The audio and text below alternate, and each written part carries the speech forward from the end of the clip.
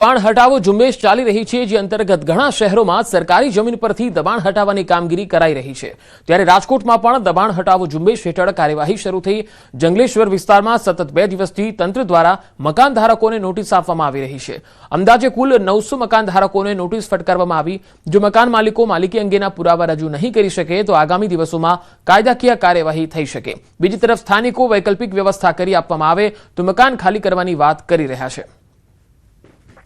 रही है मैं 30-40 वर्ष थी अत्यारे नोटिस आपवामां आव्या छे। लोको शुं करवानुं छे ए हवे जाणे आगळ विचार करशे। लोको केदी मुदत आपे शुं छे शुं नहीं अने कई बाबतनुं छे कोटर बोटा आ लोको देवाना छे के नथी देवाना आ लोको निर्णय नहीं हूँ भाड़े लઉં છું।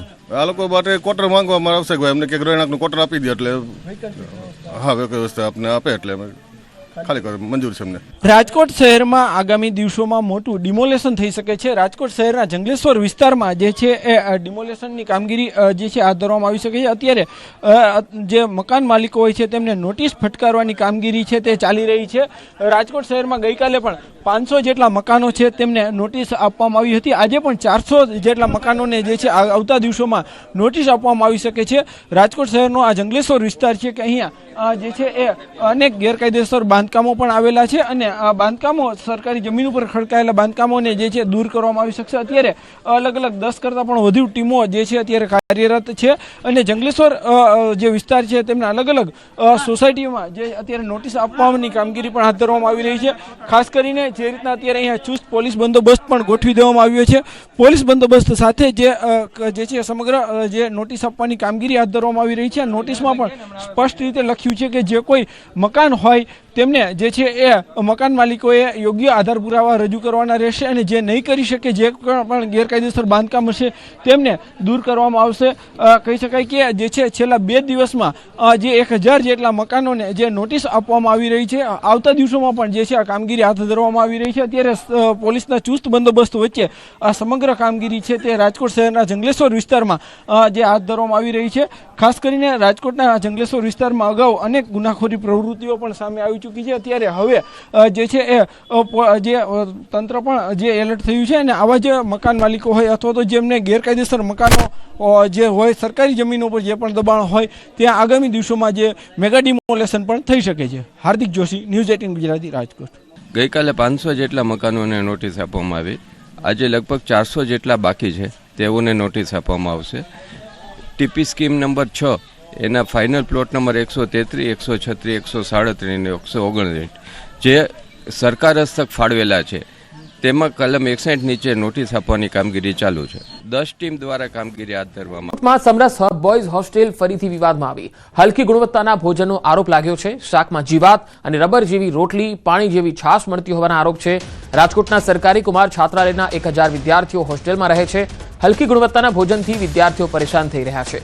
આ અંગે તંત્રને પણ રજૂઆત થઈ હોવાનો દાવો છે। તંત્ર સમસ્યા ન સાંભળતા એક્સ પર પેજ બનાવ્યું છે। બે અલગ અલગ તસવીરોમાં તમે જોઈ શકો છો કે વિદ્યાર્થીઓને જે ખાવાનું આપવામાં આવે છે, જે ભોજન આપવામાં આવે છે તેની ક્વોલિટી કયા પ્રકારની હોય છે। સમરસ બોયઝ હોસ્ટેલ ફરીથી વિવાદમાં આવી છે અને આ જે વિદ્યાર્થીઓ છે તેઓ હવે હોબાળો કરી રહ્યા છે। ભોજન છે સાવ સ્વાદહીન હોય છે અને મોટા ભાગે છે એ કંઈક ને કંઈક એમાંથી નીકળતું હોય છે, જેમાં કીડા મકોડા હોય છે, ઈયળો છે, એવું વારંવાર આવો બનાવો બને છે। અને ભોજન છે સાવ સ્વાદહીન। રોટલી હોય છે તો રોટલીને આપણે તાણીએ તો એ રબર જેવી હોય છે, તણાય છે, તૂટવાની જગ્યાએ તણાય છે। રોટલી તૂટતી નથી આપણે તોડવા જઈએ તો એવી હલકી કક્ષાની રોટલી જોવા મળે છે। વિદ્યાર્થીઓ દ્વારા અહીંના સમાજ કલ્યાણ અધિકારીથી લઈ આ જિલ્લાના નાયબ નિયામક અને મુખ્ય કારોબારી અધિકારી જે સમરસ સોસાયટીના છે ત્યાંથી લઈને મુખ્યમંત્રી કાર્યાલય સુધીની રજૂઆતો કરેલી છે, પણ અમારા જે સમસ્યાઓ છે એનું નિવારણ કાયમી ધોરણે અત્યાર સુધી આવ્યું નથી અને સમસ્યાઓ જે છે એ એટલા ધોરણે સાંભળવામાં આવતા નથી। કર્મચારીઓએ ધરણા કર્યા છે। નાબાર્ડના કર્મચારીઓએ સૂત્રોચ્ચાર સાથે ધરણા કર્યા। મુખ્ય 4 માંગણીઓને લઈને નાબાર્ડના કર્મચારીઓએ ધરણા કર્યા। 2017 પહેલા રિટાયર્ડ થયેલા કર્મચારીઓના પેન્શનમાં સુધારાની માંગણી કરી। કેન્દ્ર સરકાર દ્વારા મંજૂર કરેલા કુટુંબ પેન્શન સુધારણાની માંગણી કરી। કુટુંબ પેન્શન પરની મહત્વની મર્યાદા દૂર કરવાની પણ માંગ કરી। 20 વર્ષની સેવા પૂરી કરીને પછી ફૂલ પેન્શનની મંજૂરીની પણ માંગણી કરી। પેન્શનરની ગણતરી છેલ્લે લેવાયેલી પગારના આધારે સરેરાશ 10 મહિનાના પગારે ગણવાની માંગ કરી। જો માંગણી સ્વીકારવામાં નહીં આવે તો 5 જાન્યુઆરીએ પણ ઉગ્ર આંદોલનની ચીમકી આપી। પેન્શન એવી રીતે હોવું જોઈએ કે ગણતરી જે કહેવાય છેલ્લા પગારનો આધાર એટલે કે છેલ્લા 10 મહિનાનો પગાર અથવા જે છેલ્લે એનો પગાર જ્યાં એનો અટક્યો હોય એમાં જે વધારે થાય એને મળવું જોઈએ. એ લોકો કેલ્ક્યુલેશન કરતા નથી અને 20 વર્ષની નોકરી થયા પછી ફૂલ પેન્શન મળવું જોઈએ.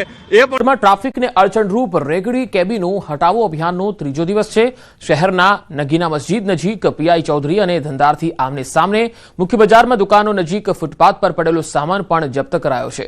3 દિવસમાં 35 જેટલી રેકડી કેબિન સહિતનો સામાન જપ્ત કરાયો. શહેરમાં ટ્રાફિકને અડચણરૂપ લારી ધારકો અને ધંધાર્થીઓ વિરુદ્ધ પોરબંદર મનપા અને પોલીસની આક્રમક કામગીરી જોવા મળી.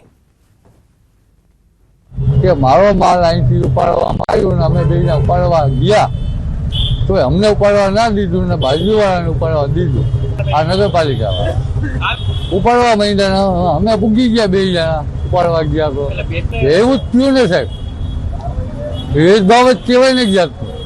મારી ગણતરી અમારો માલ છે મૂંગા ભાવનો લીધેલો. છેલ્લા 2 દિવસથી ત્યાં લારી ગલ્લા રેકડીઓ હટાવવાની કામગીરી શરૂ થઈ છે. SVP road, MG road, Sudama Mandir, Bangdi બજાર, ત્યાંથી જે નડતરરૂપ હતી જાહેર રસ્તા ઉપર અને અવર જવરમાં એમની રેકડીઓ હટાવી દીધી છે. નિયત જગ્યાઓ ફાળવેલી હોય તે જગ્યાએ એમને ત્યાં ધંધો કરવાનો રહેતો હોય છે અને જો ત્યાં જગ્યા ઉપર ના ઊભા રહે તો કાયદેસરની નિયમો મુજબની કાર્યવાહી કરવાની થાય છે. તમામ વિસ્તારમાં આવેલ ગાર્ડનને લોકો ગુમનામ કહી સંબોધે છે. તેની પાછળનું કારણ છે કે આ ગાર્ડનને બન્યાને 1 વર્ષ જેટલો સમય વીતી ગયો છતાં તેનું નામકરણ કરાયું નથી. વડોદરા કોર્પોરેશનના શાસકો વચ્ચે આંતરિક જૂથવાદ અને વિખવાદ ચરમસીમાએ હોય તેવું લાગે છે.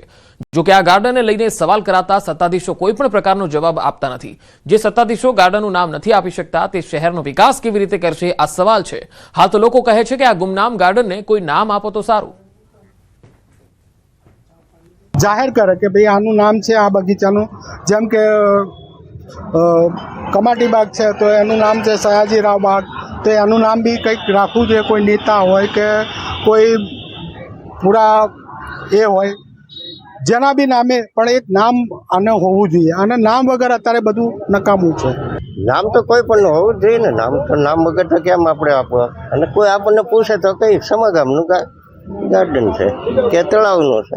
આ બગીચો પહેલેથી જ વિવાદાસ્પદ છે અને હાલમાં 1-1.5 વર્ષથી આ બગીચામાં સારી વ્યવસ્થાઓ કરવામાં આવી છે, લોકો આવી રહ્યા છે, પરંતુ આ બગીચાને કોઈ નામકરણ કરવામાં નથી આવ્યું. એટલે નામ ના હોય તો ગુમનામ બગીચો આપણે કહી શકીએ. ગાર્ડન બની ગયું, अब નામની હુસાતુસી છે.